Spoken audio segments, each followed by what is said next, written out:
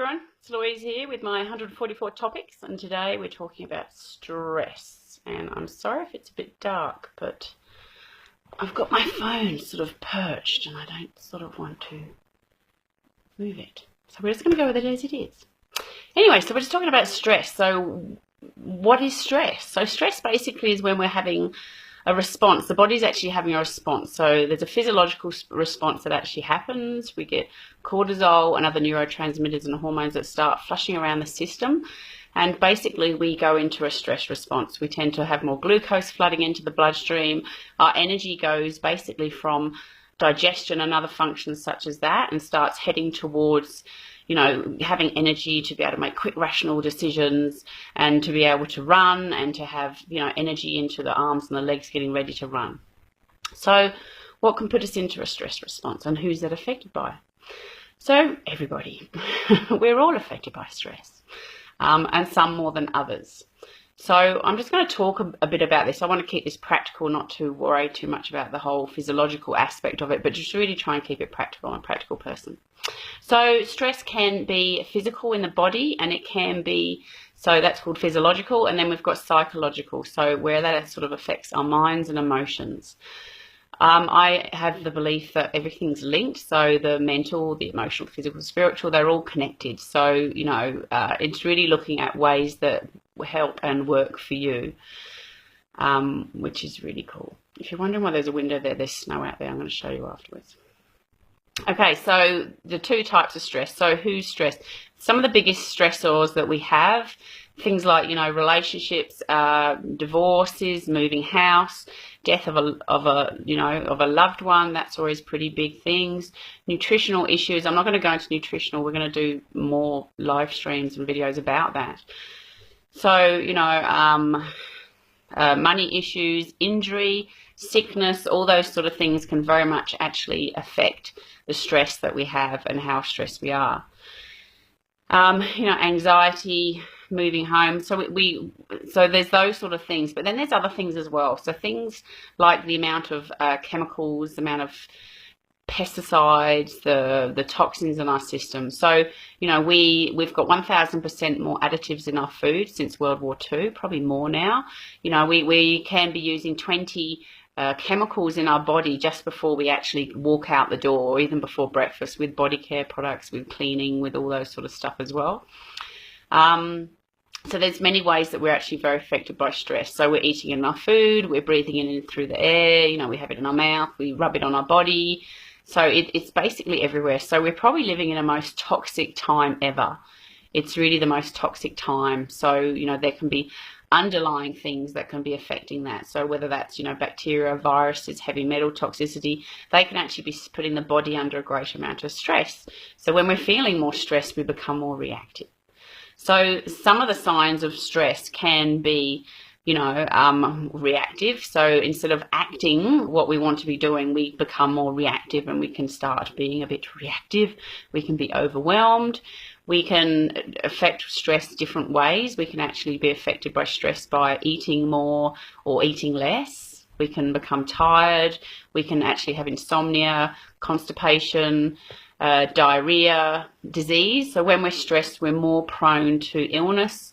We can have more recurrent infections. We're more prone to disease and illness. But of course, when we're experiencing pain and we're experiencing chronic illness, then that puts more stress on the system because we're not functioning as, you know, as we ideally can. So we can get pretty much lost in this catch-22, and that really what happens when we start having autoimmune disorders. Like the whole thing starts to snowball and the body just can't keep up and cope anymore with actually with what's going on. So it becomes really overwhelming. So, you know, lack of rest, having no exercise, having too much exercise, living in fear. So another area where there's stress in our lives is the bloody newspapers and the news. So I don't watch conventional telly, I don't read newspapers, because whenever you see it, it's all fear. It's all fear-based stuff, you know, calamity, and some of the words that they see, chaos and terrorism and all that sort of stuff. Like, that's just putting more stress on us. So we become scared of other people. We become scared of connecting with other people, going to foreign countries, you know, all that sort of stuff, which is really stopping us connecting. So yeah, we live in an age now where there's more diseases than what we've ever had before. There's, children are getting more chronic illnesses and sicknesses than ever before. We've had more fetal deaths now than ever before. Babies dying, all that sort of stuff. We're sick. Our quality of life is just becoming worse and worse and worse. More obesity. All this stuff is basically adding more stress to the system and adding more stress to the body, which is a big issue. So, even sometimes the words, the thoughts that we use, I call it spitting out poison. When someone says something to you in venom, you're just a bloody bitch or whatever it is, that's stress that we don't need. Though when we are stressed, we will react to that rather than changing that. I'll give you a good story. I love a story. So the father of my daughter, when I was pregnant with her, I was like 8.5 months pregnant. And I was living in the bush, no electricity, no running water, caravan, tin shed, and no bathroom. So a baby coming in, no bath, no nothing. And his greatest pastime was to walk around strumming his guitar. So he would have a pair of boots on and a pair of shorts and a hat, and that was it, and then the guitar. And I would get so friggin' mad that I'd want to get that guitar and smash it around his head. So hormones were flooding around my body. I was feeling fear. I didn't know what was going to happen. I'd never had a child before. And this guy's just strumming his guitar, and I wanted to smash him on the head. I didn't. So what I actually did was I actually looked at him and I was like, okay, what is it about him that's really making me so stressed and so angry? And it was really the fact that he was so chilled. And it was like, oh. So I can't change him. We cannot change anyone else. We cannot change anything about anybody else. We can only change how we perceive that. So I changed my perception on that stress. And I thought, okay, well, I need to be more chilled. And I did. I started becoming more chilled. And in doing that, it basically, he just affected me less and less. So, when we are becoming very stressed about other people, it's really our journey to look at what's happening for us and what's going on for us and what can we do to change that. And be mindful that overreactivity can come from a physiological point of view. Hormones could be out of balance. We could be toxic. That's the reason why I created my hair analysis system, so that I can actually get to the bottom of what's actually going on for people. Is there parasites? Is there amoebas in there, nematodes, infestations, bacteria, fungi, heavy metals, hormones? Like, work out what's underlying going on for all that. Because when our body is stressed, we can tend to jump into a stress response a lot easier. So some signs of a stress response here, reactivity, I've mentioned that before, eating to excess or stopping eating at all, so just don't want to eat. Insomnia, addictions can be very much connected to that, and we can get stuck in that addictive cycle of, self-abuse and all that sort of stuff, which is pretty crazy. So we can also become procrastinating. We can't work efficiently. We can't actually decide what it is that we've got to do.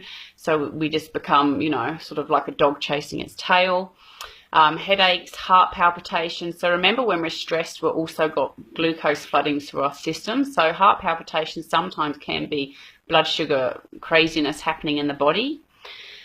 Sickness, recurrent affections. So I mentioned before, when we become stressed, we're more prone to illness. We're more prone to sickness. So the first thing to look at doing would be to look at addressing the stress. Fatigue, dehydration. Our demand for water increases when we're stressed. So ideally we'll want to be sorting that out. And there are certain diseases that really are linked to stress. So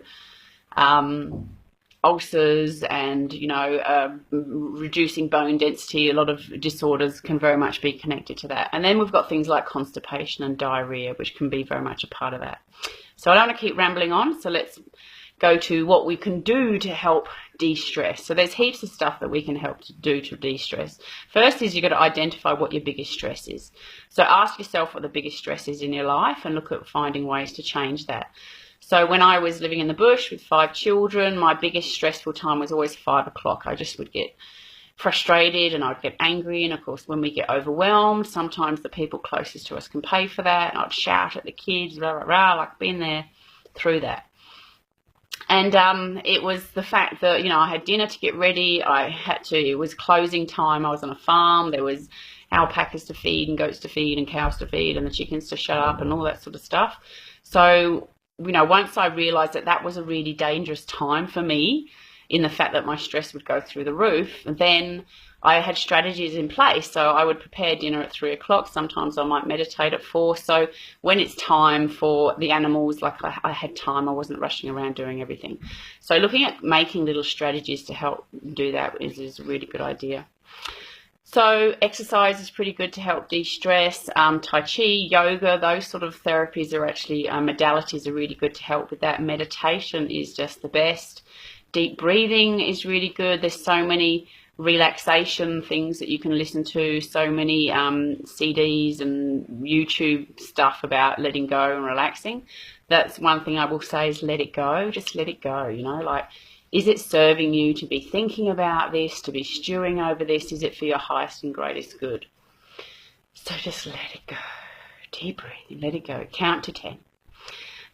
Focusing on the things that you do want rather than focusing on the things that you don't want is really important as well. It's no good putting energy into things that aren't working for you. Put energy into things that are working for you. So change what, your thinking, your strategies. Talking it out is always really good. If you don't have someone to talk to, then journaling. A lot of my clients, I encourage them to journal. And yesterday I saw a lady and she said, I just feel so much better. I just feel so much better. And keep journaling. Just keep writing it out. So sometimes we can have stress that's locked in the body, and it's been locked in the body for a long time.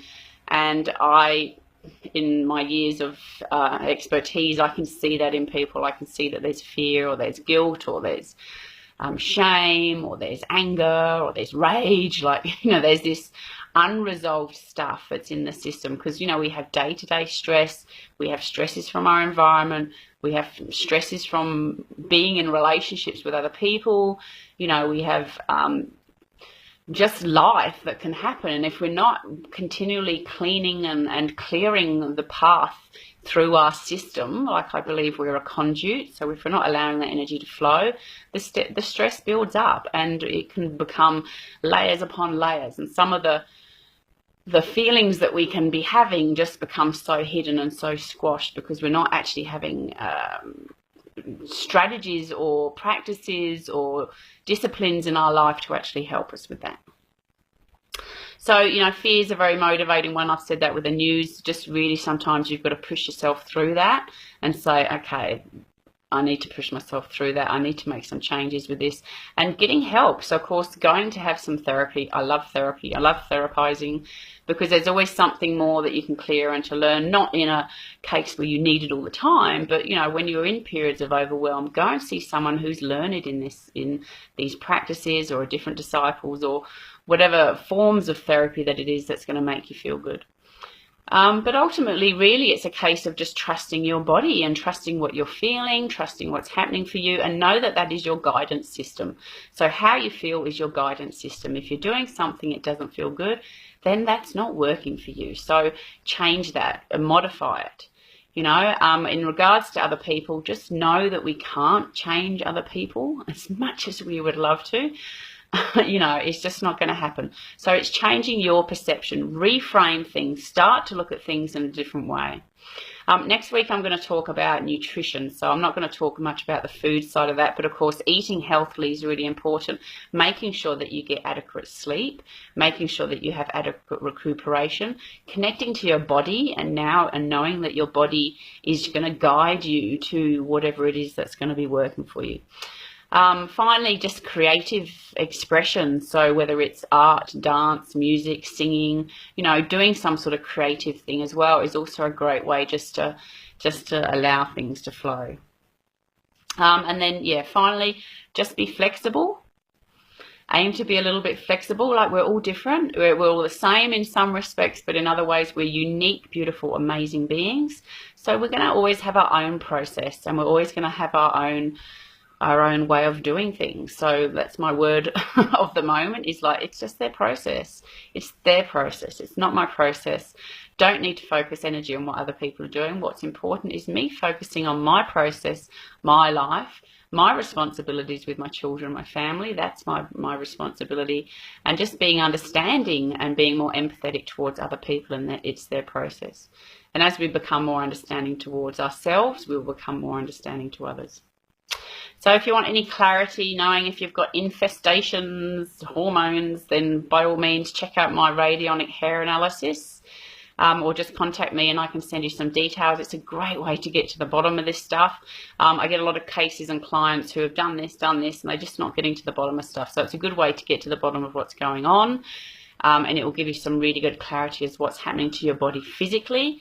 From a psychological point of view, you know, if there's depression, anxiety, come and do one of my workshops. I've got one on the 22nd of September. It's a really amazing way to clear things out of your system, to just, rather than having, you know, weeks and weeks and months of counselling or therapy, you know, 3 days, you just work through the stuff, clear stuff out of the system, and clearing old stressors that have happened, you know, from as early as you want to be going to, and clearing that out of your system.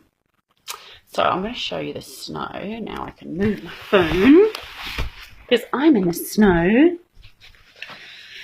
So yeah, as you're looking at the snow, have a fabulous time, and love and blessings to you, and seeing you always in health and happiness. And I will connect with you next week when we talk about food and how we can eat healthily to reduce stress in our bodies. So until then, love and light to you always. See ya, Louise Plant.